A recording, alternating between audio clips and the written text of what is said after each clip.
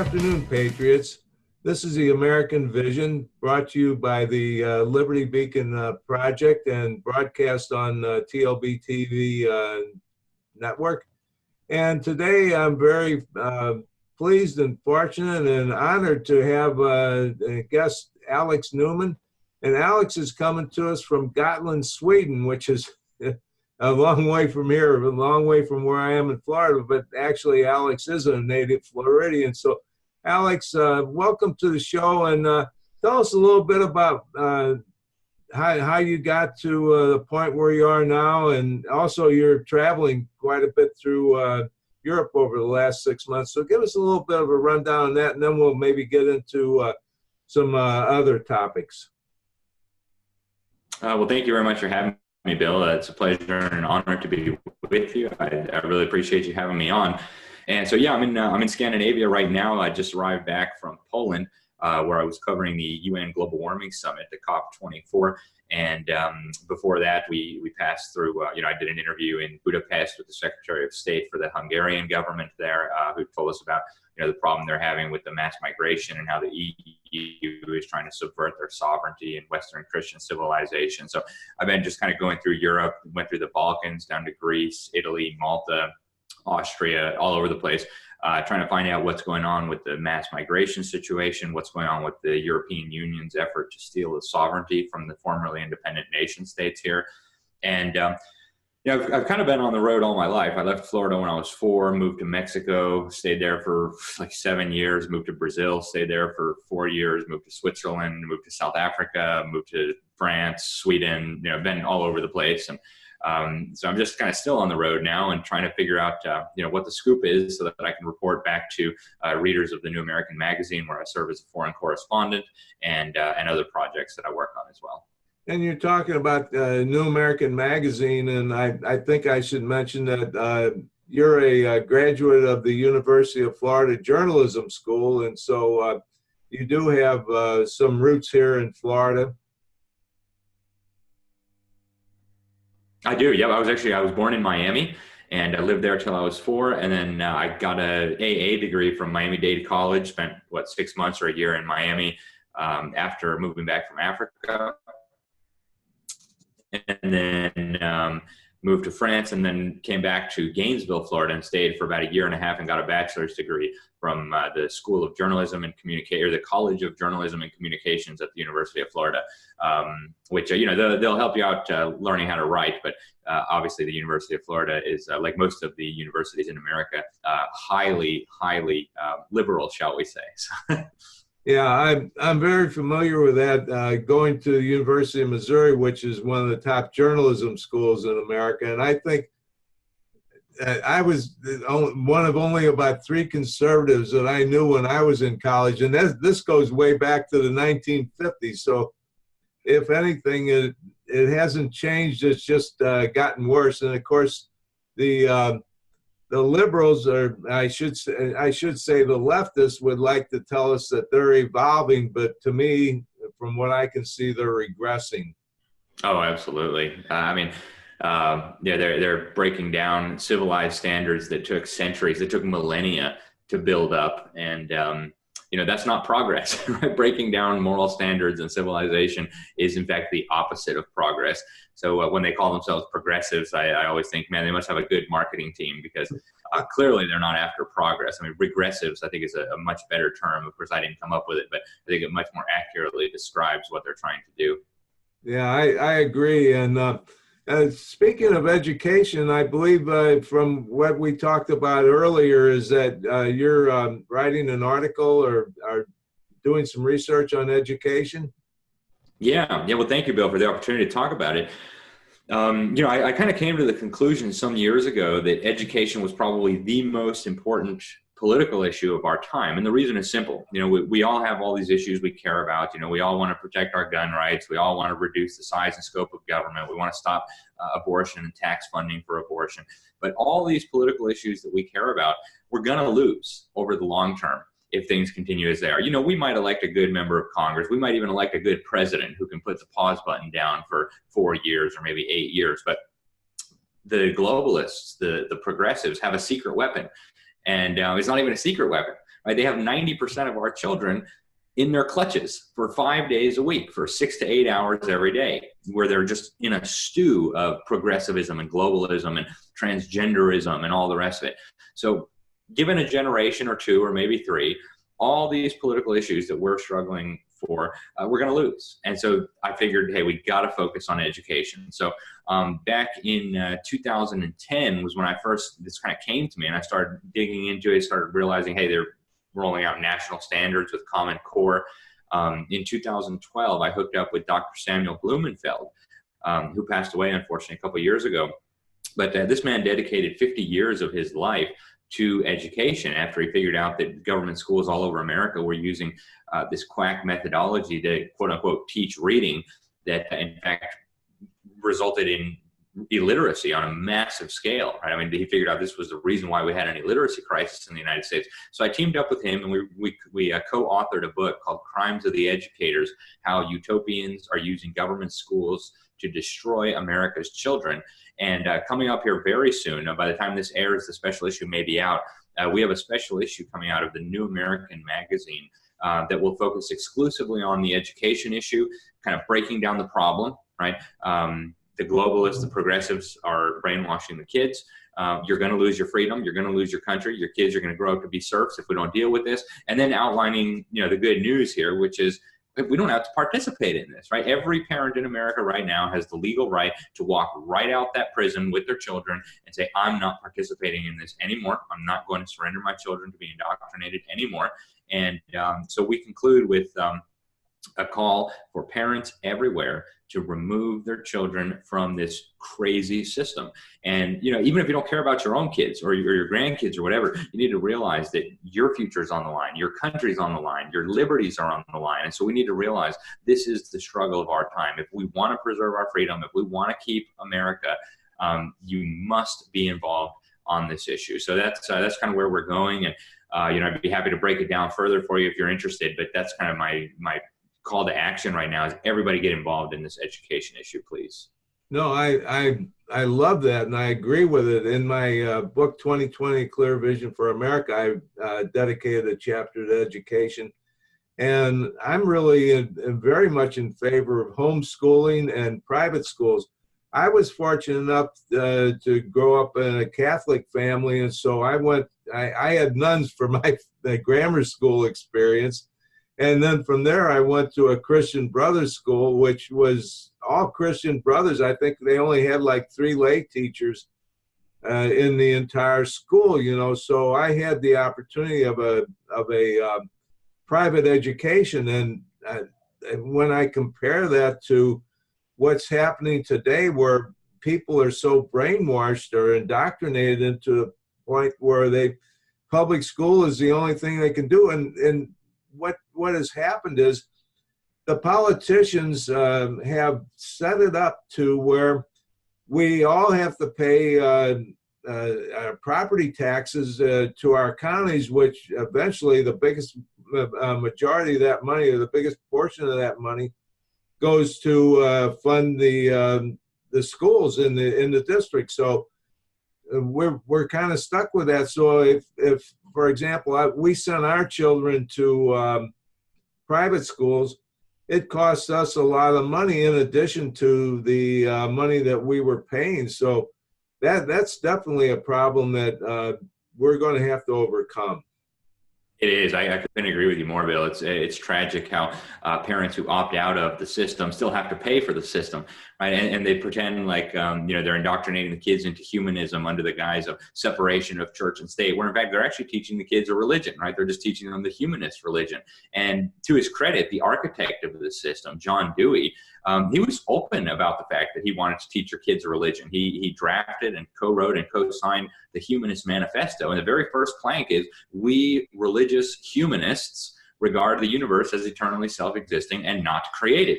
Now, if you contrast that with the very first words in the Bible, in the beginning, God created the heavens and the earth. So they're very clearly teaching a religion. It's just not the true religion, right? And so you were very lucky, I think, to get a Catholic education. Both my parents actually got a Catholic education. I was blessed to go to very nice private international schools for most of my life. And you know, unfortunately, not everybody has that opportunity. And part of the reason why is because parents are so burdened with these property taxes. You know, an average family in Florida is paying thousands of dollars in property taxes so that the kids can be brainwashed. And, you know, that's money that they could have spent on educating their own children. So like you, I'm a big fan of home education. I'm a big fan of private schools. You know, if there's any pastors listening to this, if you don't have a school operating at your church, why, right? You know, your congregation, your flock depends on this. And so, you know, I urge everybody, get out now. And, you know, it is a sacrifice. You know, it is. You might have to drive an older car. You might have to cancel one of those vacations, right? But hey, are your kids worth the price or not? And if they're not, you know, I have some real questions about your parenting. So that's a great point.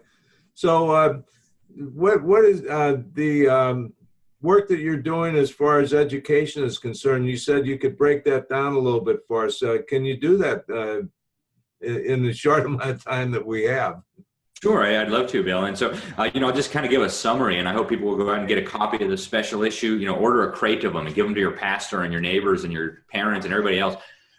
So in the first kind of introduction, we lay out the real point here, which is this isn't even about so much education. This is about you're going to lose your freedom in your country. And the people behind this, they don't even bother to hide it anymore. I think that's one of the most stunning things. I mean, this issue is completely packed with quotations from leaders of the federal government, right? Education secretaries, from heads of the United Nations, from heads of key United Nations agencies like the UN Educational, Scientific, and Cultural Organization, which is kind of like the UN's Department of Education, if you will.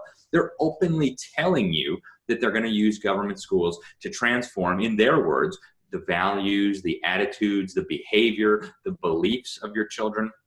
And then they go on to tell you that they're going to transform the spirituality of your children. And they're saying this in the open. They're putting out press releases with quotes like this. They're signing agreements that mandate that all governments teach these types of things in the classroom. So this is not a secret anymore. Yeah, it's true. The New York Slimes and the Washington Compost aren't going to tell you on the front page. That's true.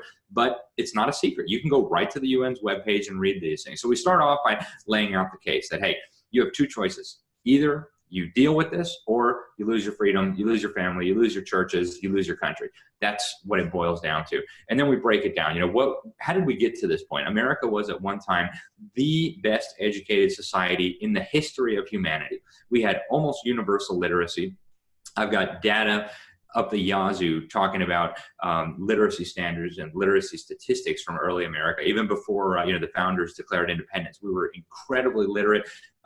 You had young kids who were familiar with, you know, science, and they knew their Bibles inside out, and they were better at math than, you know, professional mathematicians, people with degrees nowadays. You look at the tests that kids used to take in 8th grade 200 years ago, you think, you know, a lot of college professors couldn't answer these questions. So how did we get from that, from an incredible, well-educated society where we didn't have a government school system that cost us $1 trillion a year, or a government school system at all? How did we get from that to now, where the government's own numbers tell us that more than half of American kids can't even read at a proficient level? Where places like Washington, D.C., more than 2/3 of adults are functionally illiterate, according to the government's own numbers. How did that happen? So I go through the whole process there. You had Horace Mann, right, a socialist, Unitarian from Massachusetts, went to Prussia, thought, hey, that's a great system they're doing over there, indoctrinating all the kids into statism. He brought that model back to the United States, and it spread. Then you had John Dewey took over this architecture with money from the Rockefellers, from the General Education Board, which was a Rockefeller Foundation, used it to transform it from a Christian, you know, decent educational system, at least. The kids were learning something, to an indoctrination system. And how did we get from there to today? And so then I go through the history of, you know, how did we get to national standards? How did we get to Common Core? How did we get to where we are today? So I break down, you know, the illiteracy crisis, why our kids can't read, why, you know, 50% of American kids, again, cannot read, according to the government's own data. So I show where this all came from, and then I show where this is all going. All right. We don't have to speculate. They've told us the UN has what they call a world core curriculum. And, you know, I won't spoil it, but I encourage people to do some research into this, right? This was a World Core curriculum developed by a Assistant Secretary General of the United Nations, and he told us where he got the inspiration for this, right? And people wouldn't even believe it if I said it. So get a copy of the special issue, chase down all the references, and what you'll see is we're telling you the truth. And so we break down, the sexualization of the kids, right? How they're teaching 5-year-old children that they can be whatever gender that they want, that they ought to be, doing things that I can't even talk about in respectable company. This is kindergarten kids, right? Where do we think this is all going to go? And so, that's kind of all of it in a nutshell. I'm working with Dr. Duke Pesta. He is breaking down the craziness at the universities. He runs the Freedom Project Academy, which is an online Christian school. I happen to work there as an economics teacher. So he's done an article for us on what's going on in the universities. He's also a university professor at the University of Wisconsin. We're working with Israel Wayne, who is one of the leaders of the homeschool movement. And he has some articles on, the benefits of homeschooling. What does the Bible and the Christian religion have to say about education?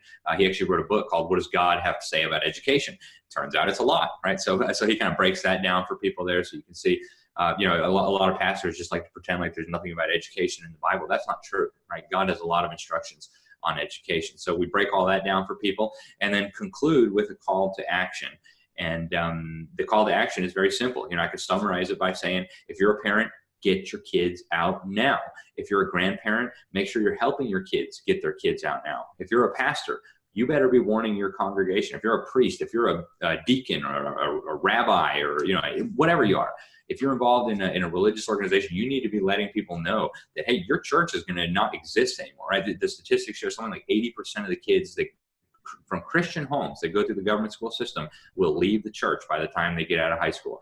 Your church is not going to survive with those numbers, so you need to be involved in this. And so that's kind of our conclusion there. You must address this unless you're prepared to live as a serf. I had never thought of it that way, but that is an excellent point, because we all know it's true that we're not allowed to, for example, say the Pledge of Allegiance. We're not allowed to pray in school. Bibles are outlawed in schools, and I guess the Quran though is okay. Yeah. But you're right, because I see just in church I go to, most of us are just old guys like myself, and I keep thinking this isn't going to perpetuate itself if we don't get young people coming to church. And you just kind of pretty much put it in perspective, I think, for me anyway, that why the young people are not going to church anymore, or staying away.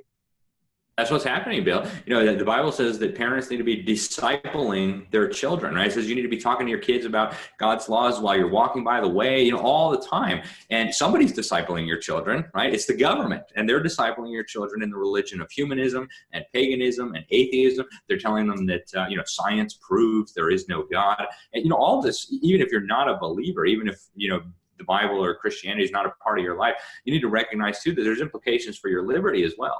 Our founding fathers in the Declaration of Independence, they said, we hold these truths to be self-evident, that all men are created equal and they're endowed by their creator with certain unalienable rights. And that they also said that the purpose of government was to protect these God-given rights. So what the schools have done now is they've completely taken God out of the picture. They've claimed that their pseudoscience debunks the existence of God, which is absolutely nonsense.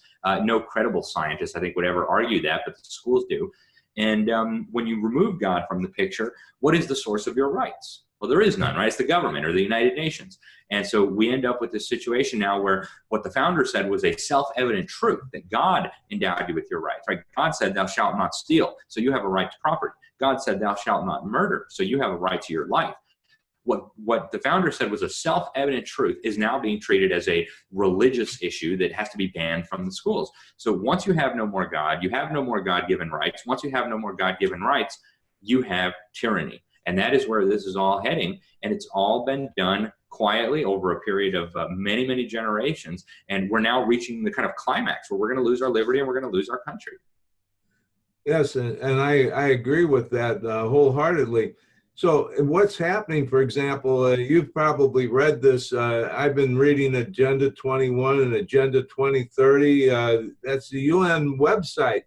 And they don't talk anything about rights that we're familiar with, like our Constitution, our Bill of Rights, etc. They talk about completely different rights, and they have nothing to do with rights of the individual. There seem to be more rights of the government. And I just have this feeling, and I'd like to get your take on it, Alex, is the United States getting to a point where we're going to eventually be taken over by and be a state of the United Nations? Well, I think that's exactly what they're hoping for, Bill. And you mentioned Agenda 21 and Agenda 2030. I encourage people to go read these things on their own, because when you read them, you will see that is exactly what they're talking about. They're talking about creating what many of our politicians, George H.W. Bush, for example, Bill Clinton, for example, Joe Biden, they all call this, they talk about creating this new world order, is the term that they like to use so much. And George H.W. Bush, to his credit, was pretty honest about what this means. He went on national television. You can go on YouTube right now and watch the speech. Said it's going to be an order in which a credible United Nations will use its peacekeeping role. And keep in mind, the peacekeeping role, when you talk about the UN, is their military, right? These guys with machine guns that have been caught raping children all over the world. Their peacekeeping role to bring about the vision of the UN's founders. Well, the UN's founders are not America's founders, right? The UN's founders included Joseph Stalin, one of the worst mass murderers in all of human history. On our side, on the American side, we sent Alger Hiss as our delegate. They liked him so much, they let him serve as the first Secretary General of the United Nations. And then a few years later, we convicted him in federal court for serving as a spy of Joseph Stalin. So these are the founders of the UN. Why we would want a new world order where the UN's military would implement the vision of the UN's founders, to me, it's just crazy. But that's what they're talking about. And when you read Agenda 21, in Chapter 36 of Agenda 21, they lay out the whole plan as it relates to education. They say, none of this can happen unless we brainwash all the kids. I mean, they don't use the term brainwash, but unless we hijack education and teach the children about sustainable development and all the rest of it. Agenda 2030, same exact thing, right? If you look in goal number 4, Agenda 2030 is 17, they call them Sustainable Development Goals. Goal number 4 deals with education exclusively. And in this, they'll tell you right away, every child on the planet must learn, and their wording is incredible, Bill. They don't just say that the kids have to know that they need to accept sustainable development, not just that they need to submit to sustainable development. They say they need to be promoting sustainable development. They need to promote gender equality, which in UN speak means radical feminism. They say they need to teach the kids global citizenship. They need to teach the kids diversity and multiculturalism and all these progressive ideologies. And then in the same Agenda 2030 document, they say that the children are critical agents of change who are going to use their activism to bring this all about. So they told you what the plan is, right? They're using government schools to weaponize your children against you, against your freedom, and against your country. And if you don't do something, that is exactly what's going to happen in some amount of time. Maybe it'll take 2 generations, maybe 5, but at some point, we're going to get to a point where the kids will be so brainwashed, America will, as you said, become one part of this global system. So what's happening now is our public school system has really become government indoctrination centers. That's exactly right. And I mean, I don't even call them public schools anymore. I have different terms, but government indoctrination centers, government brainwashing institutions. There's a lot of terms that are acceptable, but there's no education going on at these schools. You talk to a kid who just graduated from high school. Try to make a logical argument to them. I don't know if people follow the news very closely, but at the top of the Drudge report, it's been in the news for a couple of days now.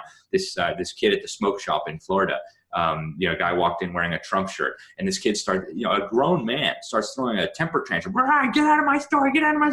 That's what's coming out of the government schools. They're not teaching the children to think. They're not teaching them logic. They're not teaching them history. They're not teaching them science. They're teaching them to be emotional blubbers of indoctrinated craziness that will willingly surrender their freedom and that will willingly surrender their country. They don't have the capacity even to reason because they've been denied a real education. It's tragic, but it's happening all across the country. I saw that video that you're talking about, by the way, and I thought this really has to be embarrassing, but I think the leftists would say, "Oh, what a wonderful thing he did! He asserted himself or something like that." And the government schools would call it a success story, Bill. Yeah, and speaking of asserting themselves in the college campuses now, if a conservative is invited to make a speech, they're usually disinvited, or there's such a protest that they can't even speak. And the last time I spoke on a campus was Jacksonville University, and that's been a few years ago, and I didn't have any incidents there. I was pretty fortunate, I guess. Have you spoken at any college campuses? Not that I can think of, not yet, no. But we're hoping, actually, once we get this special issue out there, we're going to be speaking on college campuses as much as possible, and we're going to be doing a big speaking tour. Actually, I've been giving speeches on the deep state now across the country and in different countries for the last year or so. And we're hoping to take this message on education to the younger people as well very soon. So that sounds like a great thing. So the article that you're writing, and have I got that correct, that it's an article on education that you're going to have published in February? It's actually a whole special issue. So typically the New American Magazine, it comes out twice a month. It has, articles about all sorts of different things. This special issue is going to be focused exclusively on this subject. So we'll have, I think, 8 to 10 articles just dealing with the education issue and where this is all going. And that should be out in early February. Okay, so what I need you to do then is send me the links to all of them, and we can actually, I want to let everybody know that I record these shows. So we're recording this in January, and the show will actually show and will be broadcast in February.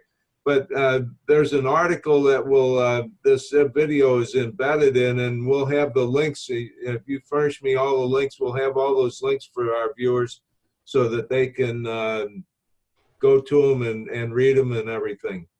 Excellent. I would be very happy to do that, Bill. So thank you. Okay. So anything else you'd like to talk about? I think our time's about up. Yeah, well, I just want to say again, thank you very much for having me, Bill. It's been a pleasure to be with you. Thank you for everything you're doing on behalf of freedom and the United States. Really appreciate it, and hopefully we'll keep in touch. Okay, certainly. And Alex, it's really just been a pleasure to have you on. I'm really delighted to have you as a guest, and your message is really fantastic.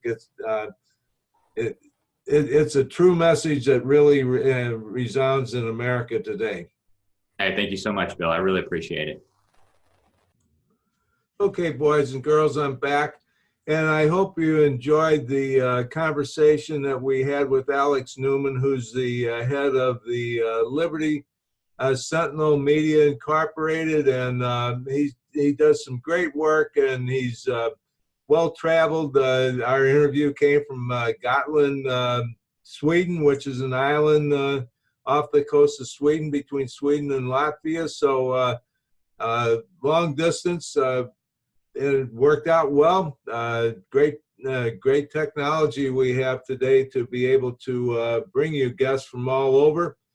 And I want you to think about everything that Alex talked about, because education is where it's at. And if we're going to allow our children to be indoctrinated and brainwashed by the public school system, our America will not be the same as it was 240 some odd years ago, and certainly not what it was 50 or 60 years ago when I was in school. And so, that's the perspective from an old guy who, by the way, wants you to learn my perspective by reading 2020, A Clear Vision for America. And I'm finishing up the touches on 2020, A Clear Vision for Our Future, so you'll be able to get all of those. And you can find me on Google. You can Google Bill Muckler. You can Google 2020. I see a new shirt here, courtesy of my wonderful kids and grandkids. 2020, A Clear Vision for America. You can Google that. You can find me on Facebook. You can find me on Twitter. All those links are embedded in the article that this is involved in, that this is in. So you can like me on Facebook. You can follow me on Twitter. You can Google me. And you can go to my webpage and get my book. I really would appreciate you getting my book. I've got some copies left here with me in my home studio, and I love signing them. I'll be happy to sign a copy for you and get it sent out to you. And I don't charge you for shipping and handling, and I pay the taxes myself. So it's a priceless gift for yourself or for anyone else. I've had a lot of people getting the author's package, whereby they get a copy and they also get a copy sent to a family member, a child, or a parent, or somebody like that that likes the book. So take advantage of this, and don't tell me it costs too much money, because I know it doesn't. It costs me a lot of money to produce it, but it doesn't cost you much money to purchase it. So anyway, remember, in America, where the Proverbs 29:18, where there is no vision, the people perish. And where the American people have no vision, the American people will perish. And the 2020 clear vision for America is a vision all Americans need to have, because you really need to know what this is really all about. And in the book, it's so easy to read. It's a group of people just sitting and talking and discussing the things about America that made America the exceptional country that it is, and the solutions to put it back on track again. So God bless you all for watching. God bless our veterans and our active duty personnel. And God save our America. We need you now more than ever before.